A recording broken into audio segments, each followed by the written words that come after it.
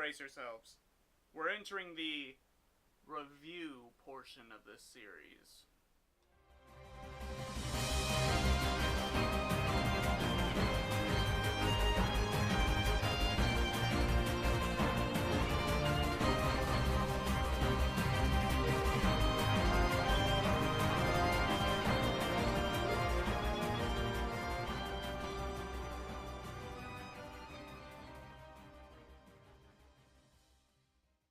It occurs to me that I haven't yet touched on the gameplay of Kingdom Hearts.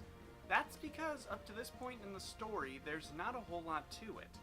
It's a fairly straightforward hack and slash with a Zelda-style lock-on. Its main variation on this formula is the command menu. It's basically the battle menu from a turn-based RPG, but you use it in real time. Spells, items, and anything beyond basic attacking have to be navigated to while the battle rages around you. If this sounds like it could lead to disaster, trust me, it does. Because you navigate the command menu with the direction pad, meaning you need to take your thumb off the left control stick, which means you're not moving, meaning your choice to whip out a powerful new spell or get a healing potion can leave you open to attack. You can map 4 items and spells to a hotkey system of holding down L2 when pressing a corresponding button, but that leaves little room for variance in your combat styles, especially when you consider that you'll almost always have to use one of those slots for a healing item or spell. It's once you leave Traverse Town that you get access to these spells, as well as abilities. Abilities do various things like allow you to block, lengthen your combo, or increase the number of delicious green health orbs that explode out of defeated enemies. Each ability is assigned a number of action points. The total action points of your equipped abilities can't exceed your AP maximum, which naturally increases as you level up. In theory, this means you can kit out your team to fill different roles, but by the end of the game, you're going to have enough AP to equip most, if not all, abilities. That's also ignoring the fact that there are certain abilities such as blocking, dodge rolling, and being able to see your enemy's health bar, which will be a high priority to equip for all of the player base, so it's not like your version of Sora is going to be completely different from another one, barring the gear equipped. Gear amounts to stat boosts and various elemental defenses, which are practically useless because I'm fairly certain I can count the number of enemies that use elemental attacks on one hand. You can also unlock new Keyblades, which dramatically change in reach, damage, crit chance, etc. Most of these are unlocked via completing Disney Worlds. Oh, right! We were on the verge of going to our first Disney World. Sorry for blue ballsing you with technical stuff. A quick cutaway reveals that a council of Disney villains are monitoring Sora's progress. They appear to be in command of the Heartless, with their leader being Maleficent. Makes sense. She is the most evil one there. I mean, how many Disney villains can you name that outright call on all the powers of hell? With that out of the way, we're ready to dive into the core of this game.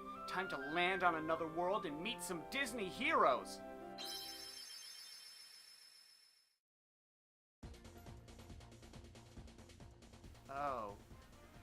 Oh god. Right. The Gummi ship sections. There's no polite way to say this. The Gummi ship sections are the bottom worst part of the game. It's Star Fox Lite. No, wait, that's giving it too much credit. It's Star Fox by way of the App Store. No, wait, that's giving it too much credit. It's Star Fox by way of the App Store, where it's the 5th result and the title is in all caps and has a moniker like Ultra attached. Yeah, that's how crap these parts of the game are. And you need to do them to get to each new world. You can build your own Gummi ship from individual Lego-like pieces, but good luck making anything that looks halfway decent with the clunky interface. You don't even need to make your own ship, because the one you start with will easily see you through the entirety of the game. Most of the enemies die in one shot, they don't shoot back at you, and all the obstacles are easily navigated around. You don't need a stronger laser, or a faster engine, or a stronger hull, because the game mode is a breeze regardless. The most infuriating aspect of this is the fact that you're constantly getting new Gummi pieces as rewards and treasure, especially towards the end of the game. You see a chest in the distance and think, ooh, maybe it has a healing item that will be of use to me.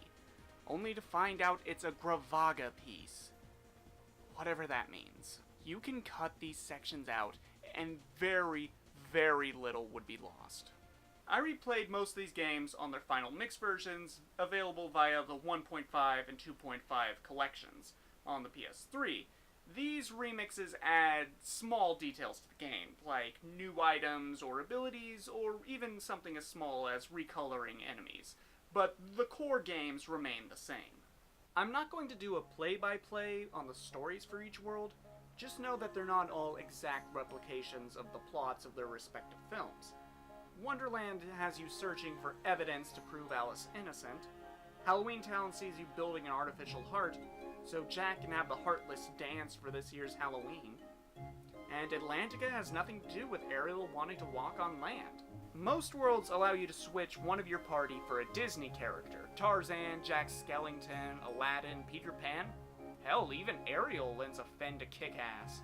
All the villains' motivations are changed to accommodate the fact that they're working for Maleficent and have heartless minions. Olympus Coliseum is probably the biggest departure, taking place after the plot of its film, where Hercules, who for some reason is voiced by Sean Astin, has become a true hero.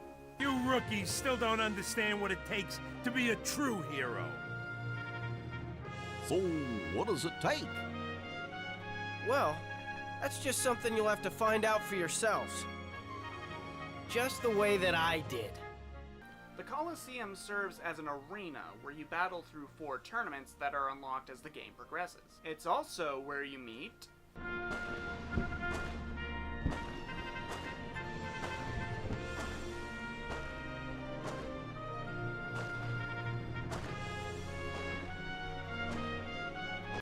oh my god, it's Isaac from Golden Sun.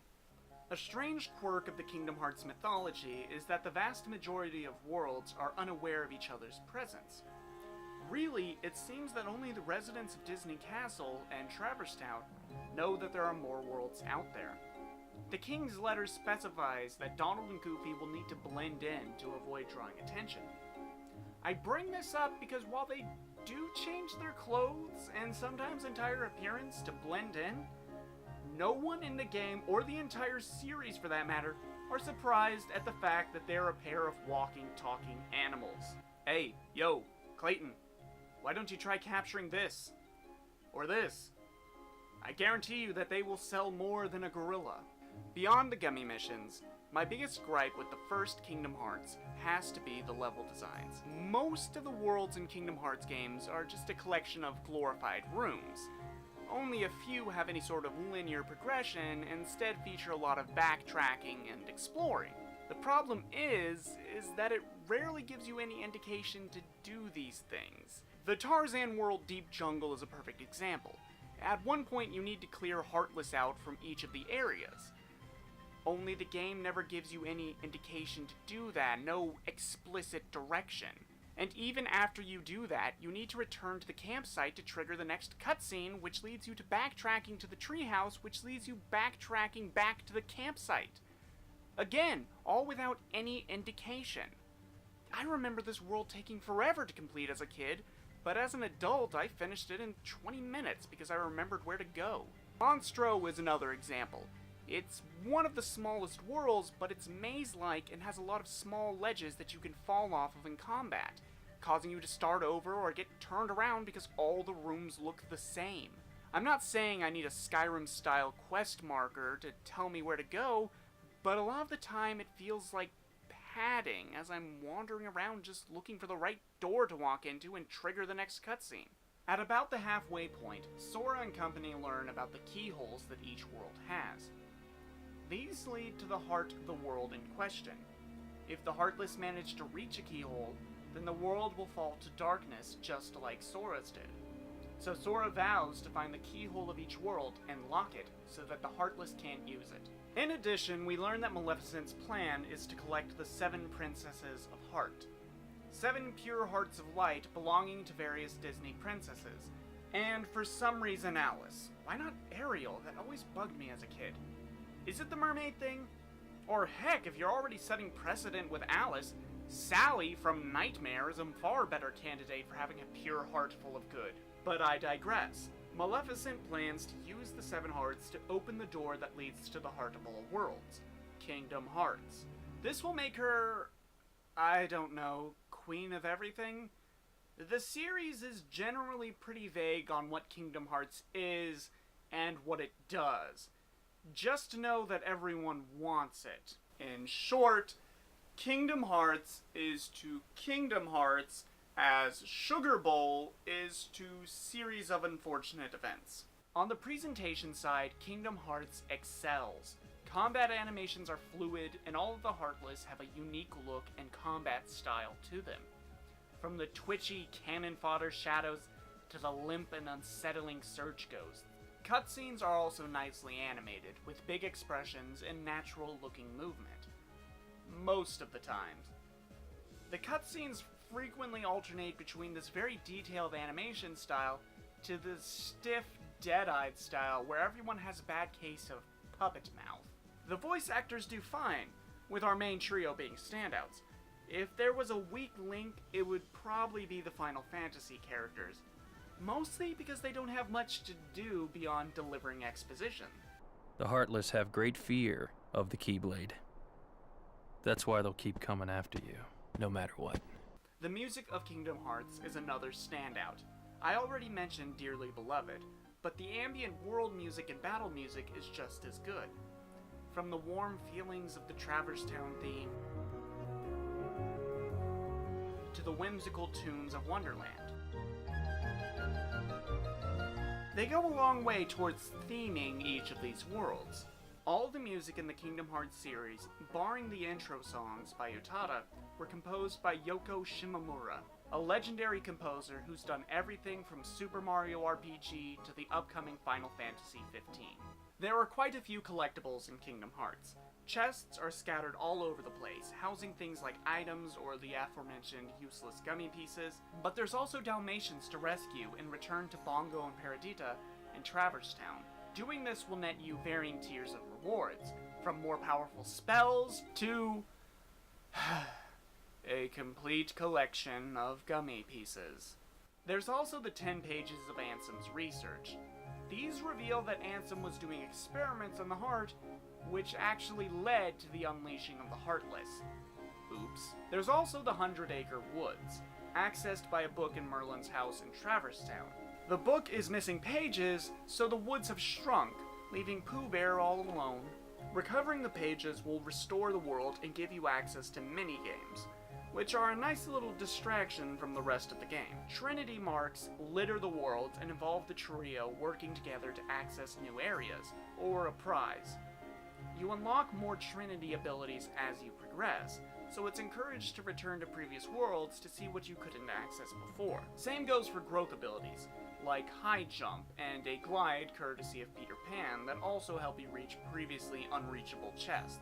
It barely stops there, because there's also a Final Fantasy synthesis system where you can combine elements dropped by Heartless to make new gear. If you want to craft the ultimate Keyblade, get ready for a lot of grinding and smacking rare truffles into the sky. Once you've reached the end of the game, there are a number of secret bosses to fight. The Phantom in Neverland, Kurt Zisa of Agrabah, and the Ice Titan in the Olympus Coliseum. Kurt Zisa was actually named after a North American contest winner, with the prize being to have your name in the game. Pretty fortunate that his name kinda sounds like a boss character anyway. Can you imagine fighting a boss named Tom Harrison or Yuri Lowenthal? All these bosses are incredibly difficult and will require no small amount of grinding to even come close to matching. But the king of them all has gone down in game history as one of the hardest secret bosses of all time. Sephiroth from Final Fantasy, do I even need to say it? I never knew about him in my first playthrough, but now I feel confident I can take him on. Oh, you have to fight him solo. Well, no matter, I can— Ow! Was that half my health? Oh god! And I never tried it again. So as you can see, there's a lot to do in Kingdom Hearts outside of the main story. But a lot of it is fairly meh. The worlds are just small enough that getting all the collectibles can be easily done in one dedicated sitting, as only a handful are truly hidden in any sort of devious manner. It's not like you'll be pulling your hair out over them, unlike the secret bosses and synthesis missions. My playthrough took me about 30 hours, and that was with completing everything but the aforementioned bosses and secret missions.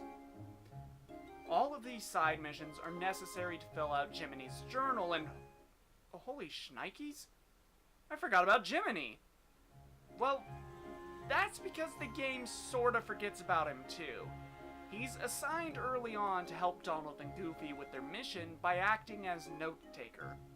His journal is where you can access character bios, story synopsis, a bestiary of all the different Heartless, and a checklist for unopened chests and Trinity spots. But outside of his introduction and anything to do with Pinocchio, he doesn't say or do anything. It's a nitpick, I know, but it kind of bugs me, no pun intended, when you have moments where Sora is all alone, only he's not, because Jiminy's right there in his pocket. Overall, the first Kingdom Hearts is good, but it hasn't aged well in some places. It has that first game in a long-running series feel, like going back to the first Pokemon game. Yeah, it's not wildly different from what we have now, but you can't help but notice all the mechanics that didn't carry over or would be improved upon as the series progressed. That's not to mention all the lore and story points that will be retconned in just a few games' time. On a list of my favorite to least favorite Kingdom Hearts games, the first would rank somewhere about the middle. It sets the bar for what a Kingdom Hearts game is in terms of combat and storytelling, but I don't feel it does any of these particularly exceptionally. There are other entries in the series that I feel had more compelling stories or more exhilarating combat. In the first one, I never really felt like my combat style had really evolved by the game's end. Just that my numbers were higher, so I was dealing more damage and could take more hits. Tune in next time where we'll wrap up the first Kingdom Hearts game, finally, and I'll explain how my entire experience was halted by a single door.